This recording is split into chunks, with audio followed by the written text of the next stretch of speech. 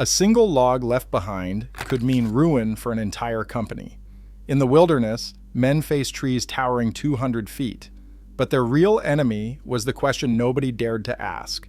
How do you move millions of these giants, 50 or even 200 miles, without a single road or truck? The answer, betting everything on winters of backbreaking labor and trusting spring floods to unleash timber avalanches, turned rivers into highways of chaos and risked countless lives. This is the brutal story behind the flow that built America, and what happened when timing, nature, or nerve failed. The scale of the problem defied belief.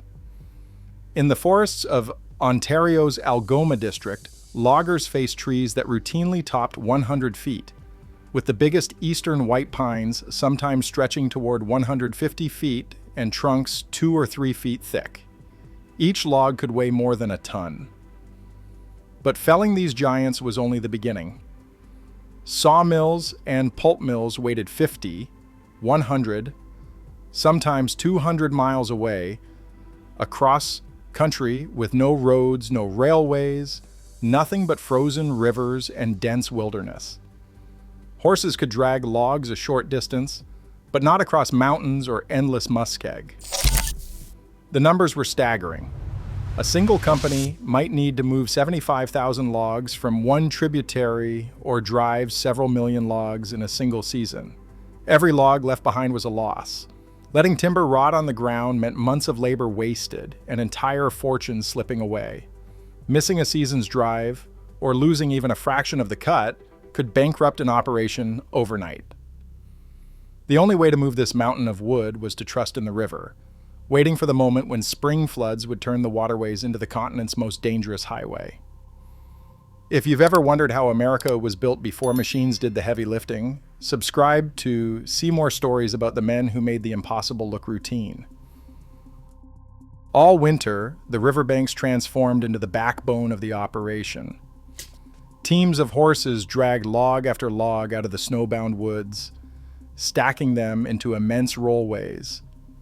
Timber walls rising 25 or even 30 feet above the frozen ground. On the Mississauga River, a single rollway could hold 75,000 logs, each one locked into place with cross timbers and thick steel cables. The drive boss, part engineer and part gambler, walked the length of these decks, checking the bindings, judging the snowpack, and watching the river ice for signs of weakness.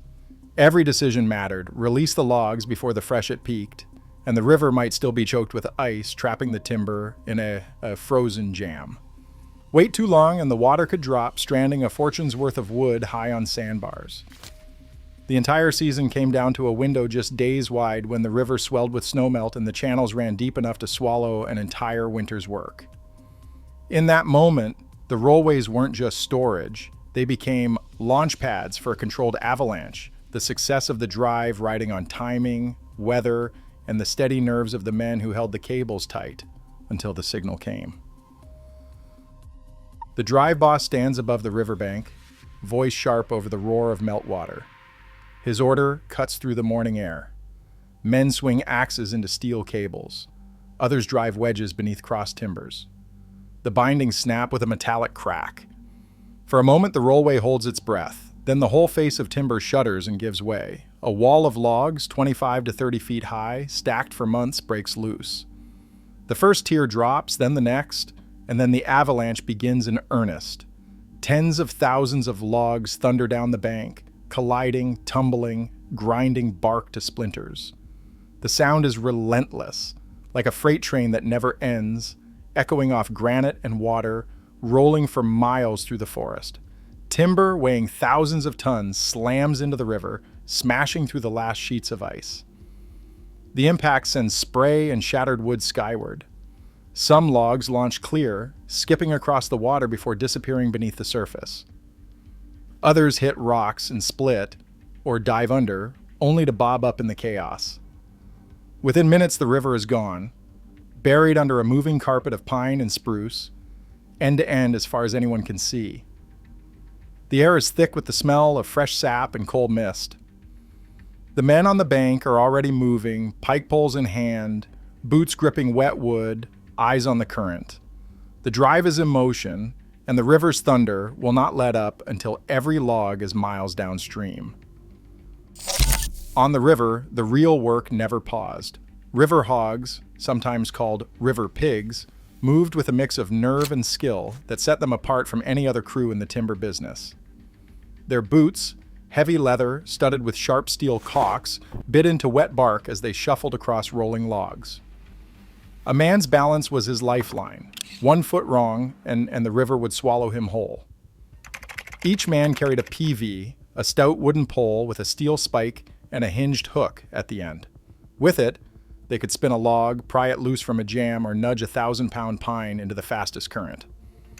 The pike pole, longer and with a single steel point, helped steady them in deep water or reach a straying log near the edge of a rapid. One old driver said that your PV's your only friend out there. It will save you or kill you, depending on how you use it. Days started before daylight and ended long after dusk. The drive stretched for miles with 60 to 100 men spread out along the water, each one focused on keeping the logs in motion. The cold was constant. Most were soaked by sunrise and stayed that way, their wool clothes and boots growing heavier with every hour. But the river did not wait for comfort.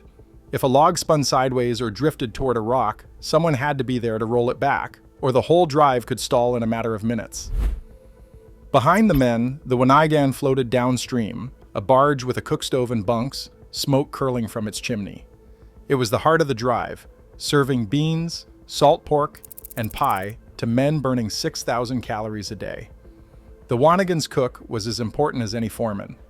Without steady food, no one could last in the freezing water. If you want to support stories that keep the memory of these forgotten workers alive, subscribe now and help us preserve their legacy. A jam on the river could bring everything to a standstill. The weight was staggering, thousands of tons of pine and spruce wedged tight, water backing up behind a tangled wall of wood. The river hogs called for the jam breaker, the man with the sharpest eye and the steadiest nerve.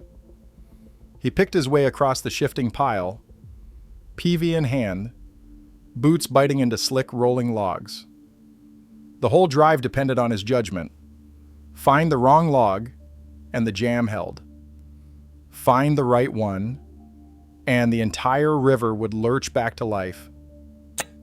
Sometimes it took an axe, sometimes a steel hook, sometimes a stick of dynamite jammed deep into the mass.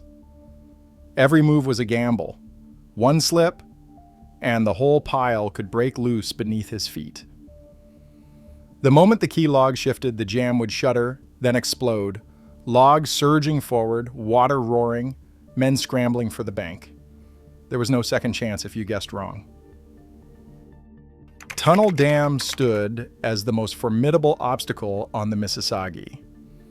Here, engineers built a timber chute that ran nearly 1,000 feet down the rock face, dropping close to 240 feet from crest to river. During the spring drive, logs shot down this chute at terrifying speed, sometimes launching 20 or even 30 feet out over the pool below. The force was enough to split logs, or to hurl them end over end in midair before they crashed into the swirling water. Men working at the bottom faced a barrage with every surge, timber raining down, water churning, cold mist rising in clouds. The impact zone was a place of constant danger.